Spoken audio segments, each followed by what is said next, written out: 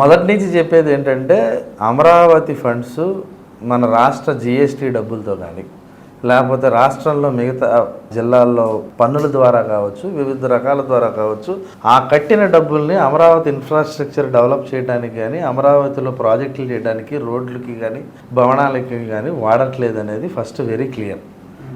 CRDA అనేది ఒక individual సంస్థలాగా ఇక్కడ జనరేట్ చేసిన రెవెన్యూనే దీనికే వాడుతున్నారనేది నగ్న సత్యం.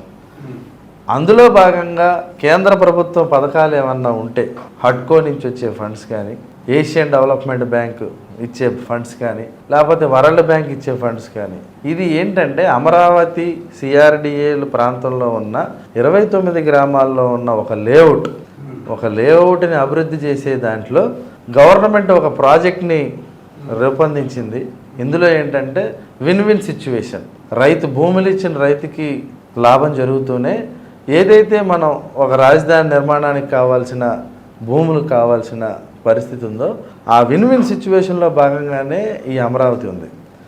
మంచి ఎక్కువగా స్ప్రెడ్ అవుతుంది, చెడు చాలా స్ప్రెడ్ అయిపోతుంది.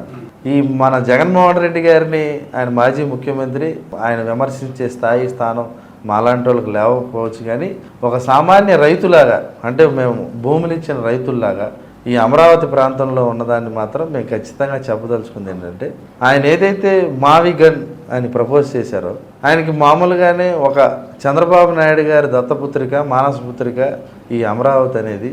దీన్ని చేస్తే నాకు ప్రత్యేకమైన పేరు వచ్చేది ఏమీ లేదన్న భావంతోనే ఆయన 3 రాజధానుల ప్రతిపాదనని ముందుకు తీసుకురావడం జరిగింది. 3 ప్రతిపాదనలు సరే, ఒక మనిషికి ఒక భావన ఉండొచ్చు, ఇంకొక మనిషికి ఇంకొక ఆలోచన ఉండొచ్చు, ఐడియాలజికల్ డిఫరెన్సెస్ ఉండొచ్చు. అందులో భాగంగా చంద్రబాబు నాయుడు గారు వచ్చినప్పుడు ఆ రోజు ఆయన గుంటూరు విజయవాడ మధ్యలో అయితే జగన్మోహన్ రెడ్డి గారు ఓకే, గుంటూరు విజయవాడ మధ్యలో రాజధాని పెట్టడానికి మాకు ఎటువంటి ఇబ్బంది లేదని చెప్పారు. దాని ప్రకారంగానే శాసనసభలో జరిగింది, అంతా బాగానే జరిగింది. ఈ సెల్ఫ్ ఫైనాన్స్డ్ క్యాపిటల్ అని ఎందుకు అంటున్నామంటే, ఒక చండీగఢ్ లాంటి ప్రాంతం కావచ్చు, లేకపోతే గుజరాత్లో ధులేరా అనే ఒక ల్యాండ్ పూలింగ్ స్కీముల్లో ఎంచుకున్నవి రైతులకి మనకి విన్ విన్ సిచ్యువేషన్లో ఉండడానికి పెద్ద 29 గ్రామాలను తీసుకొని భూమిని చదును చేసి రోడ్లు, ఇన్ఫ్రాస్ట్రక్చర్ అన్నీ ఫామ్ చేసి మిగులు భూమి కొంత వాటిల్లోనే ఈ ప్రతిఫలం ఏదైతే ఉందో ఇచ్చిన రైతుల్ని భాగస్వామ్యం చేసి మనకి ఏదైతే గవర్నమెంట్కి వచ్చే భూముల్లో వాటిల్ని